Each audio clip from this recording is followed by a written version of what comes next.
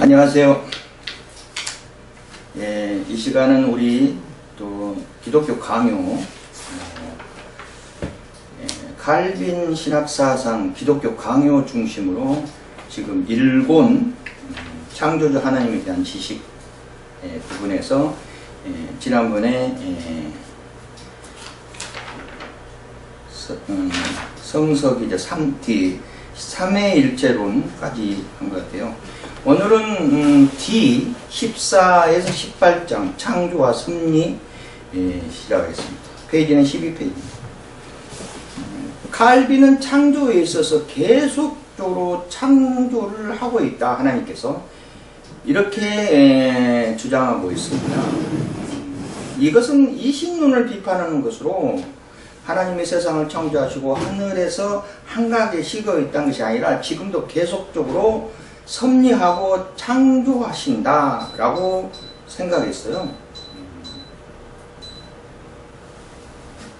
창조는 여러분이 알다시피 하나님께서 세상을 창조하셨다 하는 것으로 출발한 거죠. 창조는 지난 시간에도 약간 말씀드린 것처럼 창조는 빅뱅에부터 시작했어요. 여기서 지금 이신론을 비판하는 것으로, 여기서 이신론이라는 건 뭐냐면은 18세기 계몽주의 시대의 대표적인 그리스도교의 사상입니다.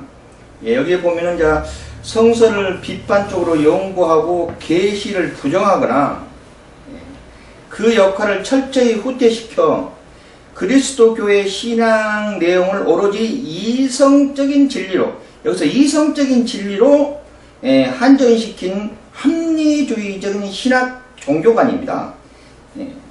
그러니까 성경을 그대로 보지 않고 이성적으로 한번 파악해보자. 그래가지고 영국에서부터 1696년에서 톨런드와 엠틴들이 주장하였고, 이어서 프랑스에서 이입돼서 볼테르 등등, 그리고 루소 등이 재창하여서 유럽의 각지에 퍼진 사상입니다. 이신론. 조금 살펴보면요, 신의 세계 창조 뒤에 직접 세계인 게, 여기서 신의 세계라는 것은 뭐냐면은 하나님의 세계에서 창조한 뒤에 직접 세계를 간섭하지 않는다고 보는 것이에요. 그것이 하나님의 세상을 창조하시고 한가히 시도했다 이런 것이 아니에요. 계속적으로 칼빈은 창조하고 있다 하는데, 이신론은 하나님께서 창조하고 난 그걸 간섭하지고 섭리도 안 한다 이야기예요. 그래서 영국 이신론에 해당되는 것은 반그리스도적이라는 특징으로 이신론만 해당되는데, 이런 많은 학자들이 거기서 주장하고 있다 이렇게 봅니다. 좀 쉽게 이야기하면은,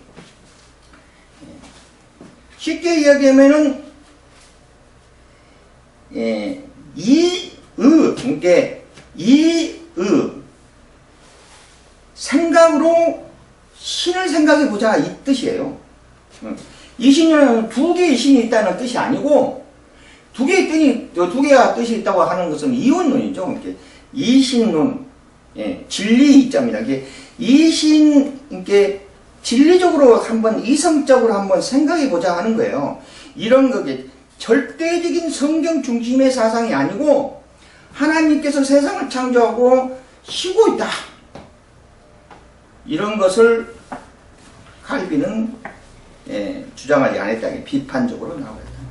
지금적으로 계속적으로 창조하신다라고 봅니다. 거기서 천사, 창조와 섭리에서 천사, 단순한 영감이 아닌 실제적인 사람으로 본다. 실제적인 사람이라 아니라 실체로 본다 이렇게 봤어요. 천사의 등급을 고문한다든가 하는 등은 천사에 대한 지나친 연구로는 잘못됐고, 이 천사의 등급을 주장한 데가 천주교예요. 천주교에서 천사의 등급을 주장해가지고 이렇게 했는데, 그것은 지나친 연구는 잘못됐고, 성경에서 있는 것만 우리가 믿어야 한다. 천주교에서 주장하는 천사론을 생각해요. 우리는 성경에서 나오는 그대로만 믿어야 된다. 지나치게 호기심을 가지고 연구한 것은 잘못된 죄다 이렇게 봤어요. 그래서 결론적으로 칼빈은 호기심은 죄이다 이거예요. 호기심이 너무 강하면 이단으로 가기 쉽습니다.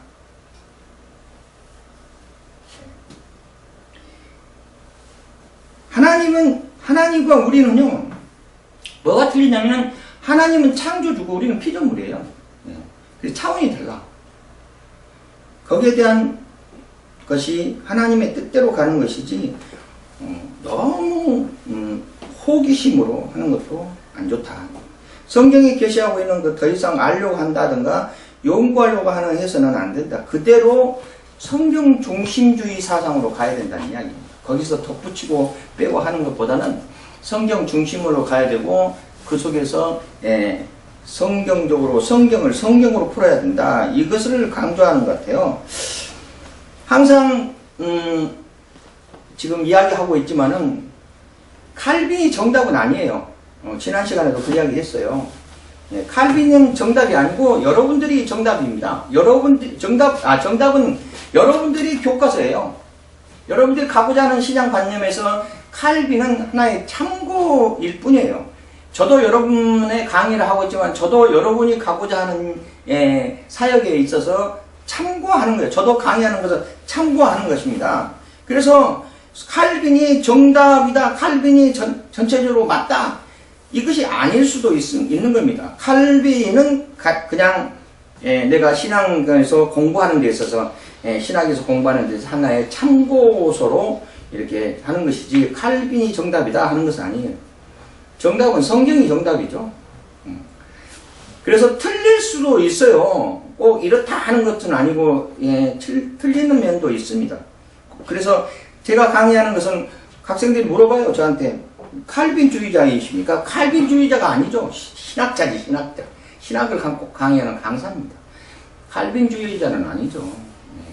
칼빈주의자의 성향은 또 따로 있어요. 나중에 칼빈에 대한 것을 가르치면서 칼빈주의자에 대한 것도 설명을 해드리겠지만은 칼빈주의자가 아닙니다.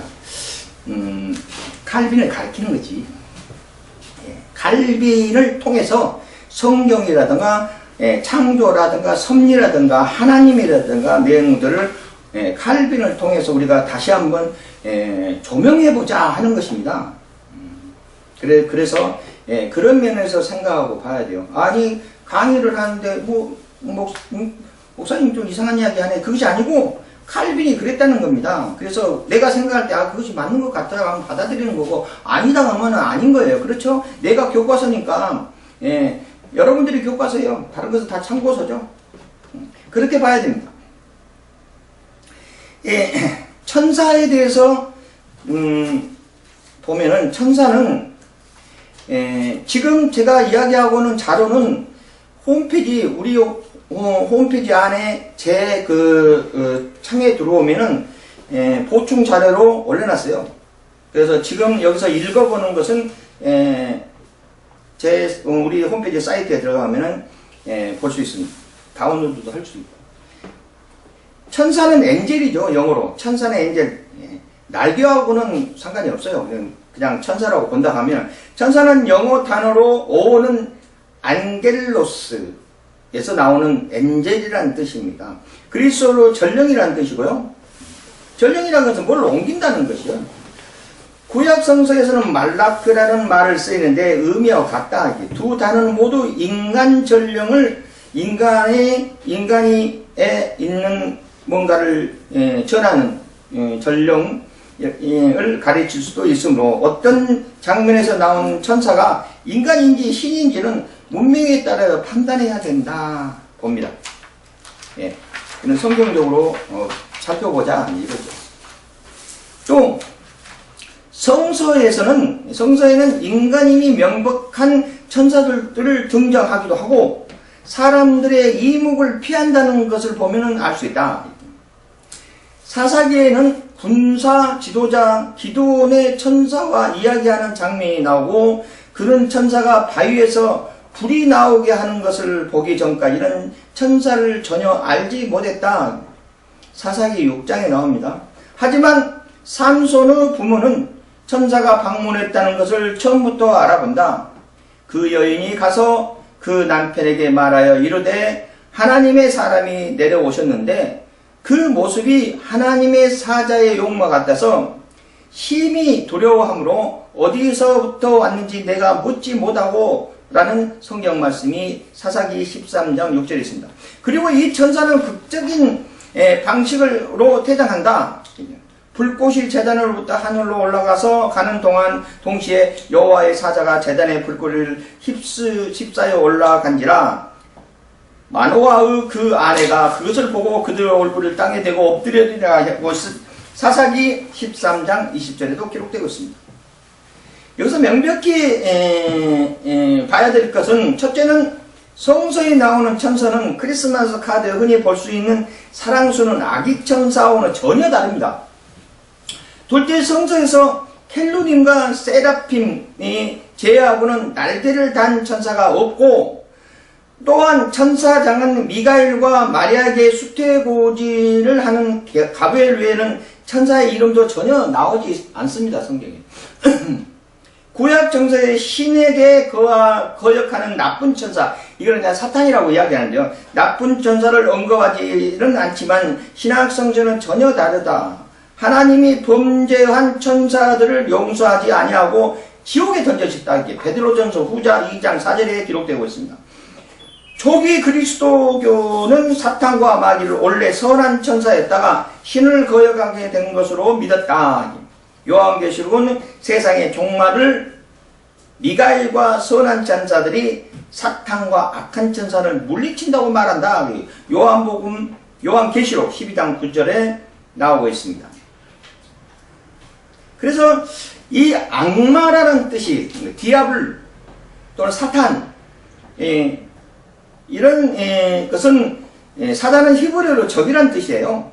구약 성서에서 사단은 등장하는 대목이 몇 군데 뿐인데 가장 유명한 욥기에는 사단이 천국 궁전에 살고 있는 것으로 나오고 신이 욥이 정의로운 삶을 칭찬하자 사단이 욥을 물리적으로 대가를 노리고 선하게 살았을 뿐이라고 선하게 살을 뿐이라고 반박한다는 이야기예요. 대가를 바르고 욥이 선하게 살았다. 그래서 사단이 한번 시험해 본다. 이제 이거죠. 사단은 인간을 유혹의 악으로 이끄는 존재라기보다는 천국의 검사처럼 인간의 결합과 약점을 신에게 고발하는 존재로 평가됐다. 네, 그렇게 보고 있습니다. 조금 더 읽어보겠습니다. 사단은 신약성서에서 자주 등장하는 여기서 비로소 사악한 이미지를 가지게 되는 악마라고 불리우는데 악마는 그리스도로 디아블로입니다. 고발하는 자 또는 비방하는 자라는 뜻을 갖고 있어요. 그래서 사탄의 목적은 인간을 신에게 멀리 떨어져 띄워놓는 그런 역할을 합니다. 그는 이 세계에서 엄청난 능력을 가지고 있어 현재의 군주라고 불릴 정도로 가로 열고 성경 말씀 참조하시고요. 죄 많은 사람들은 사탄의 편이며 그들이 사악함은 사탄에게 비롯된다.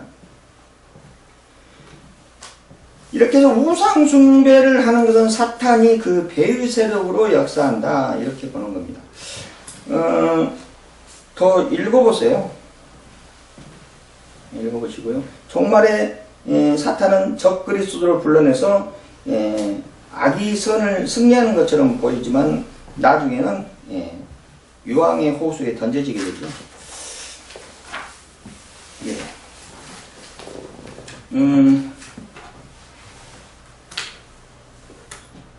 그래 우리는 지금 사탄을 이길 수 있는 방법이 오로지 예수 그리스도 뿐이에요.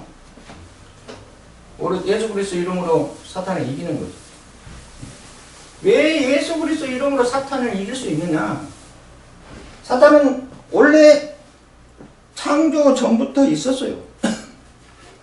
창조 전부터 있다가 하나님을 대적하고자 구테타를 일으켜갖고 쫓겨나는 겁니다.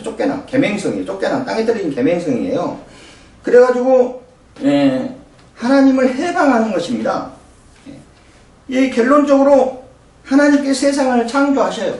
오늘 뭐 창조 섭리를 배우는 거니까 하나님께서 세상을 창조하시고 마지막에 아담을 창조했어요. 아담을 창조했는데 아담의 또 갈비뼈를 뜯어다가 하와까지 창조하죠. 근데 그 아담이 어떤 이냐면은 사람이에요. 사람. 우리하고 똑같은. 근데 그 아담이 하나님의 형상으로 지음받았어요. 그러니까 아담의 후손이 우리예요. 아담의 후손이 우리니까 우리의 모습은 하나님의 형상을 닮은 자들이에요. 우리가 자부심을 가져야 됩니다. 인간은 하나님의 형상을 닮은 자들이에요. 예. 그 속에 이제 내적으로 예수를 믿고 구원받았느냐, 하나님의 원죄를 용서해주고 속죄함을 입었느냐 하는 게 다르지만은 우리는 모든 인간은 다 하나님의 형상으로 지음받은 모습들이에요. 아담이 이제 그렇게 지어서 세상을 다스리라 그랬어요. 세상을 다스리라는 그 하나님의 목적은 뭐냐면은 영광을 받기 위함이었어요. 아담이 세상을 다스리면서 하나님께 영광을 돌리는 그런 모습으로 인류가 번창하게 될 것을 하나님은 역사하셨다. 하나님이 계획하셨다는 이야기입니다. 그런데 하나님이 가만히 생각해 보니까 이놈의 사단이 세상에 스며들어갖고 내 것을 해방할 것 같은 거예요. 하나님이 보시기에. 그래서 아담에가 약조를 합니다. 그래서 아담이 선악과를 거기다 심어놓고 아담과 약조해갖고 정령 먹으면 죽으리라 그렇게 해서 선악과를 가지고 하나님께서 약조를 해요. 그 약조기 최초의 율법입니다. 사실은. 근데 왜 하필이면 선악과를 거기다 심어놓고 하나님께서 아담과 약조를 했을까? 그 선악과의 그 과실의 그 속성은 선악을 구별할 수 있는 능력을 가지고 있는 거예요. 즉 말해서 옳고 그름을 판단할 수 있는 능력을 가진 거예요. 인간이 그러니까 그냥 원리적으로 따지고 보면은요, 인간은 아직까지 악을 모르는 상태예요. 선악과를 먹지 않았으니까. 악을 모르고 그냥 자연스럽게 살아가는 입장이거든요. 자연이에요. 자연스럽게. 그냥 자연 그 자체야. 왜 자연이라고 그러냐면은 자연스럽게 약간 가는 것이 자연이에요. 그래서 자연스럽게 살아야 되는 거예요. 그래가지고 오로지 선한 백성으로 지음받았으니까 오로지 하나님의 영광 속으로 살아야 되는데 악이 분명히 유혹을 할 것이다 이렇게 생각한 거예요. 아담을 유혹을 할 것이다 하나님께 아셨어. 만약에 유혹을 당하면은 악의 실체를 알게 하는 거예요. 악의 실체를 알아야 건 내가 누구한테 유혹을 당했는지를 깨달아야 될 거 아니에요. 그래서 그 깨달음을 얻을 수 있는 과실과 하나님이 약속하는 거예요. 이거 정령 이걸 먹으면 너는 죽으리라. 영이 죽는 거예요. 그래서 사단이 옆에서 듣고 있으니까 야 저거 죽일 수 있구나. 저거를 먹이면 저거 죽인다. 그리고 아담의 직접적으로 아담한테 유혹하면 안 넘어갈 걸봐 하와를 통해서 유혹해가지고 결국 아담이 그 과실을 먹게 됩니다. 그래가지고 어떻게 돼버린 거냐면은 아담이 선악과를 딱 먹었어요. 선악과를 딱 먹었는데 선악과를 꿀꺽 생기다 무슨 생각이 들었을까요? 아니 선악과를 먹기 전하고 선악과를 먹은 후하고는 분명히 틀릴 거 아니에요. 왜냐면 거기에 중요한 속성이 들어있으니까. 그리고 하나님과 약속한 것을 어겼잖아요. 그러니까 선악과를 먹기 전의 모습과 선악과를 먹은 모습과는 분명히 틀려. 선악과가 꼴까닥 생기는 순간 반드시 뭔 일이 일어났어. 무슨 일이 일어났을까요? 네. 무슨 일이 일어났을까요? 아담이 선악과를 딱 먹는 순간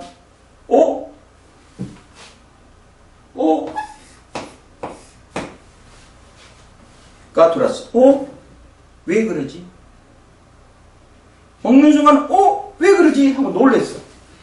어는요 물음표입니다. 그전까지만 해도 물음표는 없었어요. 물음표는 있었다는 것은 부정을 나타내는 거예요. 쉽게 말해서 악이 내 몸속에 들어왔다는 이야기예요. 내 몸속에 악이 들어왔어. 왜 그러지? 왜 그럴까? 그때부터 캄캄한 거야, 캄캄. 부정적인 것밖에 생각되지 않아. 물음표가 생긴 거지. 큰일 난 거죠. 그래서, 왜 그러지? 내가 왜 벗었지? 하고, 이제, 부끄러운 걸 생각하게 되고, 예. 의문적인 생각하고, 부정적인 것으로 간 거야.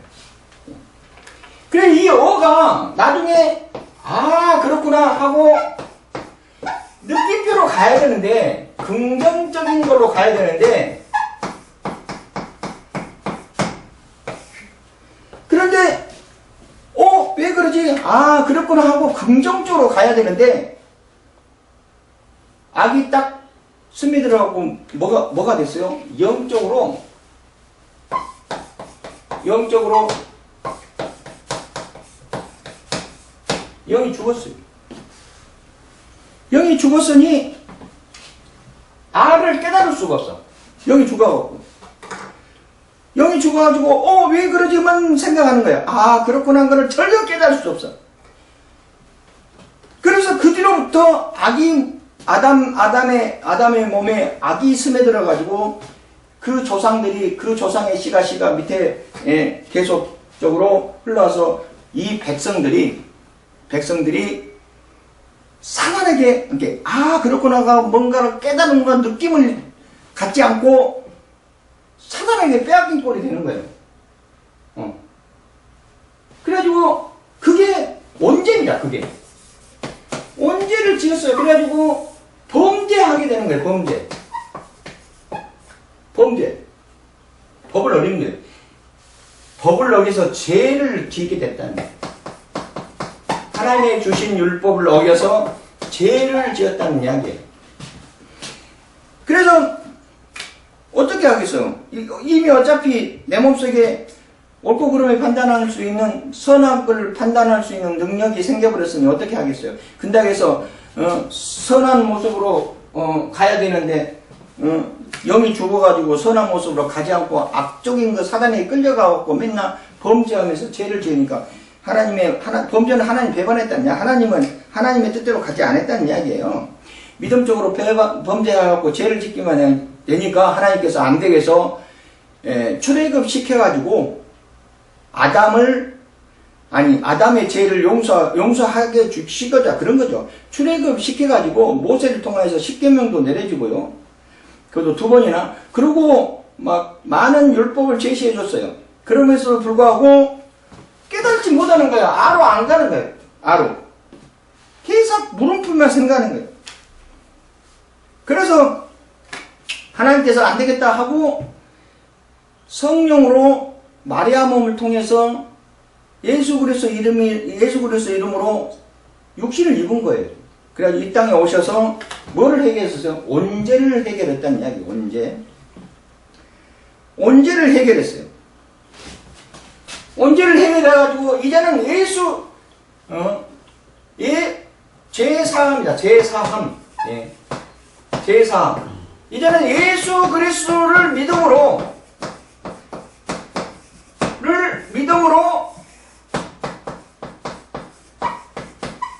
이 원죄를 해결하는 거예요.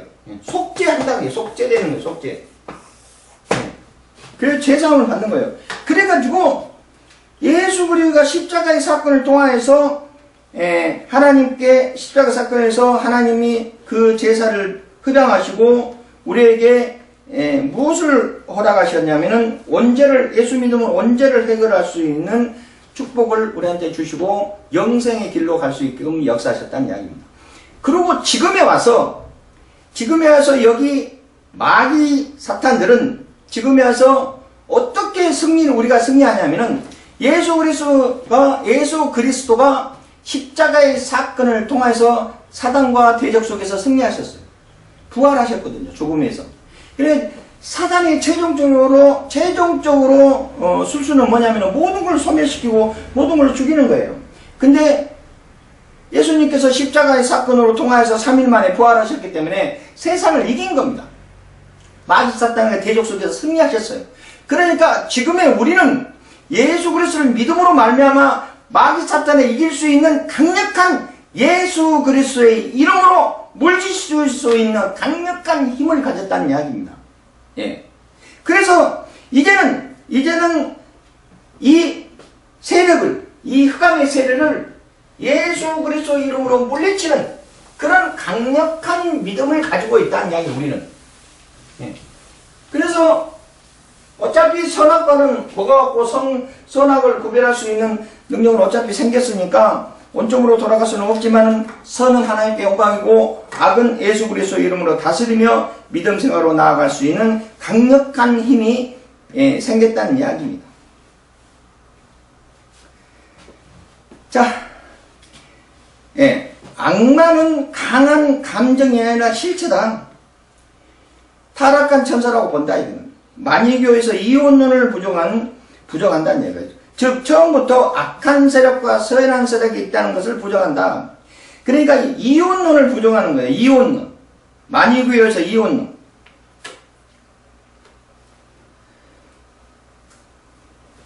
만이교는 뭐냐면은 만이교는 뭐냐면 3세기 페르시아 왕국의 만이가 창시하는 고유의 이혼론적인 종교입니다.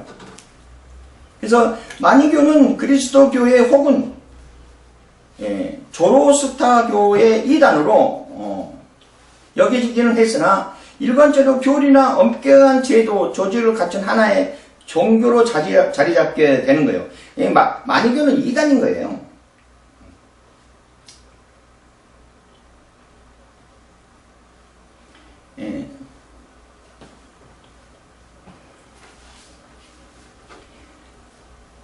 그래갖고 만이교 선교활동을 보면 첫 단계 방해를 받지 않았으나 후에 페르시아 왕국으로부터 박해를 받기 시작하게 됩니다. 그래서 만이교들이 빛을 비추는 자의 고통 또는 만이의 순환이라고 부르는 21개월 재판을 받은 뒤에 제자들과 함께 최후의 메시지를 남기고 죽었다.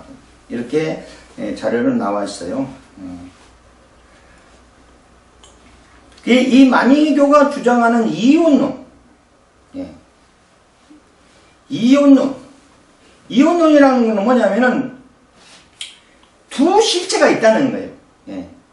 악한 세력과 선한 세력이 있어가지고 그 세력 안에서 인간이 공유하고 있다.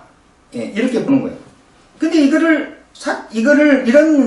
이혼론은 칼빈은 부정했어요. 원래 하나다. 이거 하나님께서 모든 것을 하나로 이렇게 움직이고 사탄도 하나님께서 쓰시는 건데, 그렇게 움직이고 가는 건데 무슨 이혼론이냐. 이게 악한 세계 따로 있고 선한 세계 따로 있어가지고 처음부터 창조 때부터 따로 있어가지고 그러지는 않는다. 그렇게 봅니다.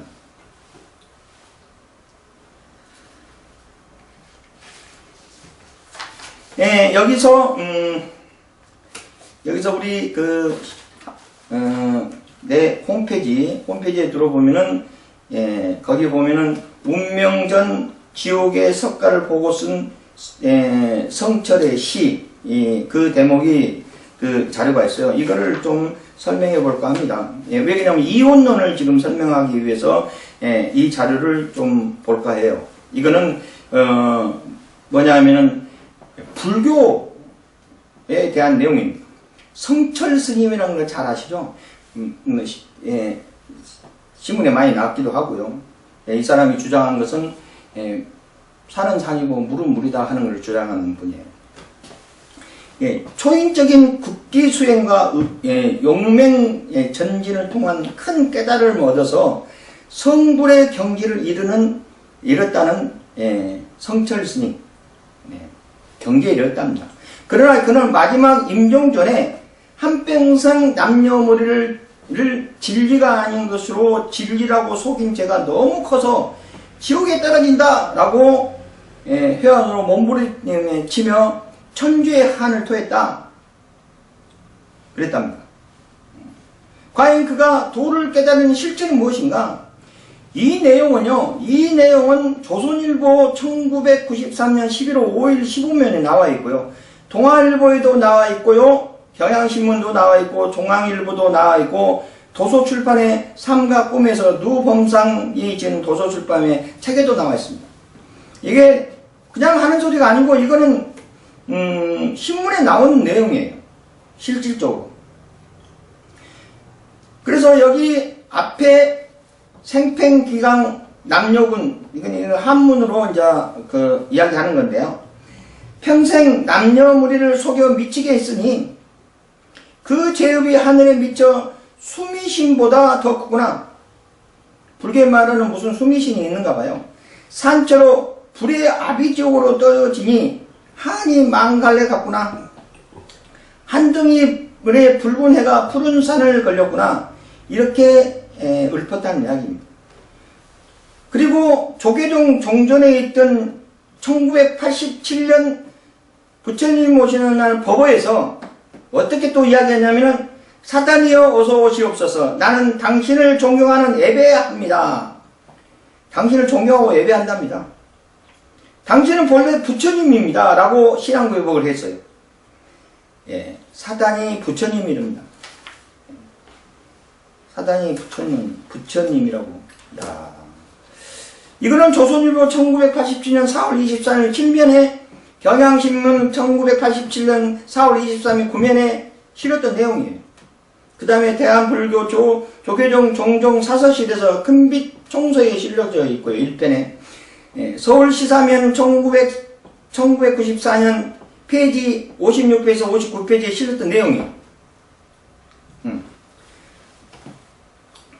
그래서 운명전에 지옥의 석가를 보고 쓴 성철의 시가 있습니다.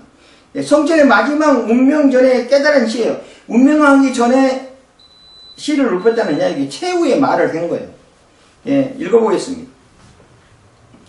석가는 원래 큰 도적이요 달마는 작은 도적이다. 서천에서 속이고 동토에 기만하였네.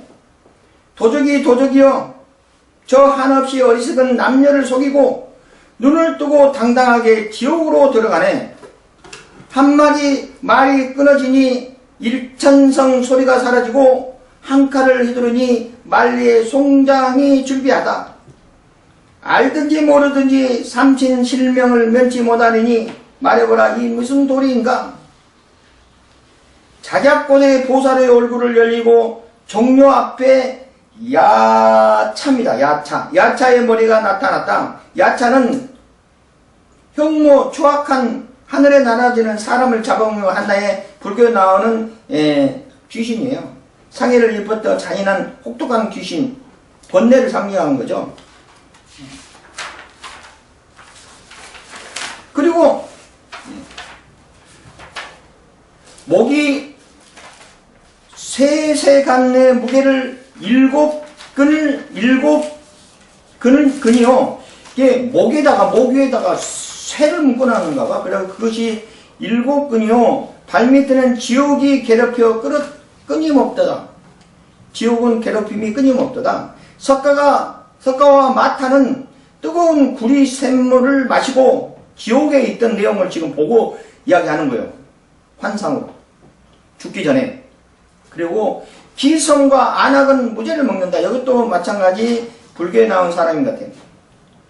몸은 날려 백옥 난간에 처부수고 손을 휘둘러 황금줄을 끊어버린다. 산에 우뚝우뚝 솟으며 물은 느리느리 흐르며 잣나무는 뻣뻣하며 바람이 싱싱 분다. 사나운 용이 힘차게 나니 푸른 바다가 넓고 사자가 고음치리니 조각달이 높이 솟았네 알았느냐. 1, 2, 3, 4, 5, 6, 7이여 두견서에 오는 곳에 꽃이 어렵혀 흩어졌네 억 하고 죽었답니다. 그러고 나서 억 소리와 함께 운명하셨어요. 이 시를 낭독하고 위의 시는 성철의 운명 전에 시사저널의 담당 기자가 취재한 것입니다. 이 시는 추상적인 시가 아니라 운명 전에 영안이 열려갖고 그 세계를 본 거예요. 영적인 세계를 직접 본 거예요. 지옥을 보는 거죠. 지옥의 석가와 달마와 가슴과 아난이 지옥에서 괴롭혀야 하는 모습을 19로 표현한 거예요. 그래 영계 직접 보지 않고는 자기가 평생 섬기는 석가를 도적이라고 말할 수 있을 것인가 이렇게 봅니다. 극락은 천국의 낙원을 말하는 것으로 예수 믿고 죄사함을 받는 자들이 가는 곳입니다. 석가와 달마도 극락에 가지 못하고 지옥에 떨어져서 괴롭고하고 있는 모습이 성철의 영계 속에서 영적으로 눈이 열려서 속에서 직접 본고 보고 하고 죽었다 이렇게 보는 거예요. 이거 이제 신문에 나왔다는 이야기입니다. 구례함사에 보관 중인 불경 남하다경 38의 8에서 보면은 다음과 같은 석가모니의 예언적인 말이 기록되고 있습니다. 이거는 불경에서 나오는 내용이에요. 석가모니는 예수가 태어나기 전에 있던 사람이니까 거기에 뭐라고 써졌냐면은 하시 야솔의 요도 무지 등야라는 것이 있어요. 야소에는 예수를 말하는 것 같아. 말이 놀랍게도 법정 불경을 해석하면은 뭐라고 나오냐면 언젠가 예수께서 오시면 내가 깨달은 도는 기름 없는 등과 같이 쓸모가 없다 하는 뜻이에요. 예수가 나중에 오면. 그래서 이걸 가지고 많은 사람들이 서로 의논을 분부하게 서로 이야기하는 내용들이 있습니다. 석가가 일멸하기 전에 이렇게 불타하기 전에 최후의 한 설법이 나오는 말인데 이처럼 석가가 마지막에 자신을 깨닫고 가르쳐왔던 불교 모든 가르침을 부족하고 간 거예요. 일부에는 여의도교회 김동일 장로가 뭐라고 이야기했냐면은 남하다경, 지금 나오는 남하다경이 남하다경이라고 첫자를 실수로 오개하는 것을 가지고 세상에 그런 불경이 어디 있느냐 하라고 거짓말을 하고 했습니다. 근데 그러지 않았어요. 그러나 남하다경은 없을지라도 남하다경이 실제로 구례 화엄사의 불경으로서 이 사건 이후에 하엠사 스님이 이 부분을 제거했어요. 그래가지고 그 제거는 흔적이 남아있어. 그래서 보는 사람이 오히려 굳이 그렇게까지 해서 보여줄 것이 뭐냐, 오히려 더 심중이 주지 않느냐라고 이야기했어요. 그리고 이미 그거를 예전에 봤던 많은 사람들이 뭐라고 하겠느냐 하고 항변했습니다. 홈페이지에 가면은 신문을 오려서 올려놨어요. 거기 빨간 줄에 보면은 사탄이 어서오세요. 나는 당신의 존경하는 에베입니다. 당신은 본래 거룩한 부처입니다. 라고 했다 하는 내용들이 증거자료로 있고요. 또 뒤에 보면은 또 신문을 오려서 좀 더 자세하게 크게 보이게끔 해놨습니다. 그래서 성철 스님이 말이 지옥에 석가가 많았다고 했고 1987년 부처님이 오시는 법어에서 성철 스님은 사단이여 어서 오시옵소서. 나는 당신을 존경하며 예배합니다. 당신은 본래 부처입니다. 라고 신앙 고백을 했다는 말입니다. 이것은 성철 스님이 말이 노망이 아니다. 그 말이 맞다. 이거는 조선일보 1980년 4월 23일 7면에 기록되어 있고요. 경향신문 1987년 4월 23일 9면에 기록되어 있고요. 큰빛종소, 대한불교 조계종의 종소 사서실에 큰빛종소에 기록되어 있고요. 서울사상 1994년 페이지 56페이지에서 59페이지에 기록되고 있습니다. 자, 오직 우리 죄를 사함받고 영생을 얻고 천국으로 갈 수 있는, 그렇게 극락으로 천국으로 갈 수 있는 유일한 길은 오직 예수 그리스도를 나의 구주로 삼는 길밖에 없을 것이다. 이렇게 우리는 봅니다. 뭐냐면은 요한복음 14장 6절에 있는 내용처럼 예수께서 가라사대 나는 길이요 진리요 생명이니 나로 말미암지 않고는 아버지께로 올 자가 없느니라 라고 기록되어 있는 성경 말씀을 뒷받침되고 있습니다. 이렇게 불교에서 깨달음을 얻었다는 스님이 이렇게 지옥 같다는 내용, 야, 충격적이죠? 예, 지옥 같은 내용을 말하고 있는 것입니다. 또 특히 이분은 무엇을 주장했냐면요, 산은 산이고 물은 물이다 라고 깨달음을 얻었어요. 예. 그러니까 이것은 뭐냐면 A는 A고 B는 B다 이겁니다. 이것이 이원론이에요. 역시. 예. 이것이 이원론입니다. 두 개의 원이 있고 이 속에서 인간이 이거는 예를 들어서도 이게 악과 선을 이야기할 수도 있고요. 예. 또는 양과 음을 이야기할 수 있어요. 이렇게. 예. 그렇게 해서 이원론을 주장하는 거예요. 그것을 성철 스님이 깨달음을 얻어서 산은 산이고 물은 물이다 라고 이야기했어요. 자, 우리 한번 이걸 살펴보십시오. 그러면은 이 말은 무슨 뜻이냐면은 A는 B가 될 수 없다는 뜻이에요. 그러니까 교회에서 봤을 때 목사님은 목사님이고 성도는 성도라는 뜻이에요. 예. 나는 나고 너는 너다는 뜻입니다. 지금 물은 물이고 산은 산이니까. 어떻게 보면 산 위에도 물이 있기는 있어요. 예. 백조산 같은 경우 보면은 물에 있는 또 물 밑에 산도 있어요, 사실은. 근데 이렇게 깨달음을 얻었다는 이야기예요. 근데 우리는 이렇게 가면 안 돼요. 우리 논리적으로 봤을 때. 예. 우리는 뭐냐면은 A는 B가 같다라고 이야기해야 돼요. A는 B가 같다. A라는 매체에서 B라는 매체는 무조건 글자부터 틀리죠, 사실은요. 근데 A는 B하고 같다라고 우리는 생각을 해야 돼요. 그게 하나님의 역사고 하나님의 뜻입니다. 성찬스님처럼 뭐 산은 산이고 물은 물이고 이렇게 해버리면 안 돼요. 목사님 목사님이고 성도는 성도다 이렇게 딱 가버리면 안 된다니까. 나는 나고 니는 너야 이렇게 하면 안 돼요. 자, 어떻게 해서 그렇게 우리는 그렇게 하면 안 되느냐?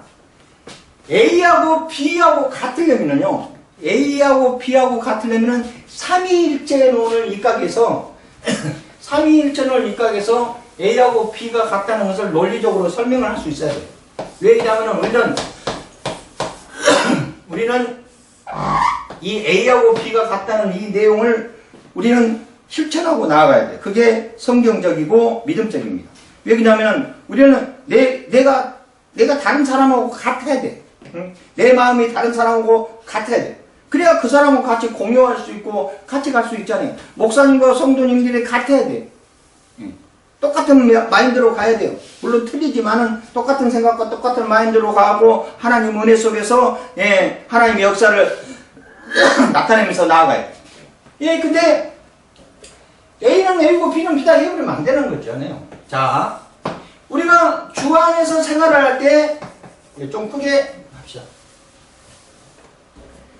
주 안에서 생활을 할 때 보면은 주 안에서 주 안에서 생활할 때 보면은 우리가 보통 믿음, 소망, 사랑 이렇게 세 가지를 실천하고 살아가요. 이게 삼위일체론의 입각에서 그렇게 가는 겁니다. 성부, 성자, 성령이 듣는데 세 가지를 일치하는 건데 믿음을 100% 하려면은 그러니까 A라는 매체가 B라는 매체를 100% 믿어주려면은 소망하고 사랑이 동반돼요. 이래야 100% A하고 B를 믿을 수 있어요. 근데 사랑은 요만큼도 있고 없고 바라는 것은 요만큼도 없으면서 나는 너를 믿어 해버리면 위선입니다. 거짓 믿음이죠. 이러면 A하고 B는 같다고 이야기할 수 없어요. A하고 B하고 같다는 것을 주장하려면 그를 100% 믿어줘야 되는데 믿어주려면 바로 사랑과 소망이 뒤따라야 돼. 나는 너를 사랑하고 너는 반드시 될 거야. 그러니까 너를 믿어. 이렇게 돼야 A하고 B하고 똑같은 거예요. 사랑도 마찬가지입니다. 사랑도 100% 하려면 그에게 믿음이 있어야 돼요. 믿음이 없는데 사랑으로 사랑한다 이야기할 수가 없는 거예요. A하고 B가 아니 나는 당신을 사랑해 그러면 아이고 믿는 것도 하나도 믿는 구석이 하나도 없는데 어떻게 사랑하는 마음이 싹트겠습니까? 거짓 사랑이지. 그한테 소망도 하나도 없어. 그런데 그러면서 무조건 사랑해 이것은 거짓 사랑입니다. 소망도 마찬가지예요. 소망도 뭔가 뜻을 이루고자 하면은 그의 뜻에 대한 확실한 믿음이 필요해요. 그리고 애착심이 있어야 됩니다. 사랑이 넘쳐야 돼요. 애착심이 있어야만 그 꿈을 이룰 수 있어요. 이렇게 세 가지가 균등하게 이루어져야만이 A는 B다라고 이야기할 수 있습니다. 그렇게 살아가는 거예요. 이게 우리 삶이고 우리가 나아갈 목적이에요. 그래서 우리는 한 공동체로 하나님의 역사 속에 이루어지는 것이지 무슨 니는 니고 나는 나고 니 공동체는 니고 이 공동체는 다 틀리다 이렇게 하는 것이 아니에요. 우리는 에클레시아 같은 공동체로 나아가는 거예요. 한 공동체. 예. 그래서 많은 지체들이 있고 많은 사람들이 있으면 그 사람들이 함께 하나님의 역사 속에서 같이 가는 거예요. 같이 베풀며 같이 함께 A는 B고 B는 A다 하고 서로 나누면서 가는 거예요. 믿음, 소망, 사랑을 실천하면서 가는 겁니다. 그리고 성경적으로 보면은 A는 B를 성립시키기 위해서 뭐가 동원하냐면요. 성령의 역사가 동원되는 거예요. 성령의 역사로 A와 B는 같다라고 이야기할 수 있어요. 성령의 역사로 A하고 B는 같다. 이렇게 서로 한 마음으로 갈 수가 있다. 이 말입니다. 그래서 이혼론처럼 산은 산이고 물은 물이라 하면 안 된다. 악한 세력과 선한 세력으로 있어서 두 개가 공존한다. 이렇게 하면은 나가면 안 된다. 이겁니다. 자, 두 번째 D 인간의 창조. 인간은 마지막 날 창조하는 것으로 이 세상의 모든 존재가 모든 인간을 이해한 것이다. 이처럼 하나님은 인간에 쓸 모든 것을 마련해 주시는 아버지와 같은 분이시다. 인간은 육체와 영혼으로 이루어졌는데 우리의 영혼은 비물질적이고 하나님의 형상을 입었다. 우리 영혼은 그렇습니다. 그러나 타락에서 그 형상을 이끌어졌다고 본다. 왜 그러냐면 아담이 범죄해서 타락한 거죠. 칼빈은 인간을 전적 타락을 주장한다. 인간이 원래 아담을 통해서 원래 타락했었다. 선한 사람은 하나도 없다는 이야기죠. 선한 사람은 하나도 없어요. 사실은. 선한 사람은 오로지 예수 그리스도밖에 없죠. 예. 즉 인간의 영혼은 완전히 부패해가지고 아담이 범죄해가지고 선악과를 먹었음으로 인해서 창조적인 타락을 했어요. 영이 죽어버렸죠. 예, 부패했다 이렇게 본 겁니다.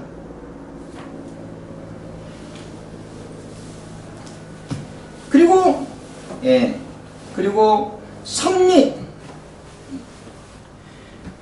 세상에서 일어나는 모든 일은 하나님의 부성적인 사람의 표현으로 심판의 표현이다.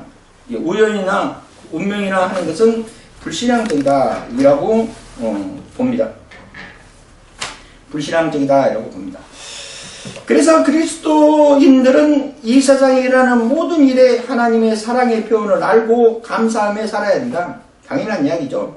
여기서 칼빈은 운명론과 같은 섭리론 차이를 말한다. 섭리는 스코어 운명론과 다르다. 스코어 운명론. 스코어 철학은요, 스코어 운명론은 뭐냐면은 아테네에서 사도 바울과 열띤 논쟁을 벌였던 헬라 그리스도 철학의 일파입니다. 사도행전 17장 18절에 나와요. 이는 BC 300년경에 치타움에서 제논이라는 사람이 의해서 창설됐습니다. 제논은 BC 335년에서 263년경에 살았던 사람인데 이 학파는 이성을 강조하며 여기서 이성을 강조했어요. 이성을 강조하며 이성에 기초한 덕을 최고의 선으로 여겼다는 얘기입니다. 우리가 가진 논리를 강조했다는 이야기예요. 우리가 가지고 있는 논리를 강조하며 그 진리 속에 가는 최고의 선에 가고는 우리의 논리를 강조하면서 최고 선에 갈 수 있는 그런 것을 여겼다는 얘기예요. 또 엄격하고 금욕적인 윤리를 강조하며 범신론이나 유실론을 주장했다. 유물론을 주장했다는 게 유물론. 물질을 강조하는 것을 주장합니다. 범신론은 뭐냐면요, 넓은 것을 넓은 신을 말하는 거예요. 넓은 범자니까요. 넓은 신으로 봤을 때. 그래서 그리스도의 십자가의 죽음은 비이성적이며 어리석은 것으로 강조했다. 고린도 1장 18절과 28절에 있는 내용입니다. 이 사람들은 철학입니다. 스코아 철학. 철학을 강조했어요. 철학입니다. 그래서 이 사람들이 지금 이야기하는 운명론이 뭐냐면은, 운명론은 숙명론하고 똑같아요. 뭐냐면, 세상에서 인간의 모든 것을 숙명으로 여기고, 예정되어 있다는 게 숙명으로 여기고, 절대로 지배받는다고 보아서, 인간 의지나 자유와 창조를 인정하지 않고, 창조를 인간이 하지 않았어요. 자유론을 인간하지 않은 거예요. 인간의 자유의지를 부정했어요. 창조까지 부정한 거죠. 절대 무력하다는 것을 주장했고요. 라틴어 파툼에서 유래된 말로 운명론이라 한다. 그래서 그리스 철학 수토아학파, 지금 아까 수토아 이야기했죠. 수토아학파의 절대적인 자연법칙, 기독교의 예정설, 이스라엘 운명론, 노자의 육아와 천명, 역사상 등으로 숙명론에 속한 것으로 분류된다. 그래서 운명론. 수토아 철학에서 운명적인 것을 이야기하는 거예요. 운명적인 만남, 또 우연, 이런 것은 칼빈은 주장하지 않았어요. 불신앙적이라고 봤습니다. 그래서 섭리삶을 감시하고 살았지만 수토와 운명적인 삶을 체념하고 사는 것이다. 이 세상에 어떤 사람이 나쁜 일을 하는 것, 이것도 하나님의 섭리 속에 속한 것이고, 그러나 그 사람은 악을 행하기에 심판을 면할 수 없다. 또 의사가 실수로 환자를 죽였을 때 이것도 하나님의 섭리며, 그러나 마찬가지로 그런 실수에 대한 책임을 면할 수가 없다. 이 세상의 모든 일은 하나님의 섭리이기 때문에 자기가 다른 사람을 도와주는 것은 하나님의 힘부름일 뿐이며, 잘못된 것은 모두 하나님의 뜻이고, 잘된 것은 모두 하나님의 뜻이고, 잘못된 것은 모두 인간의 잘못이다 라고 이야기했습니다. 자, 여기까지 하고 다음에는 신정론에 대해서, 신정론의 문제에 대해서 강의했습니다. 수고하셨습니다.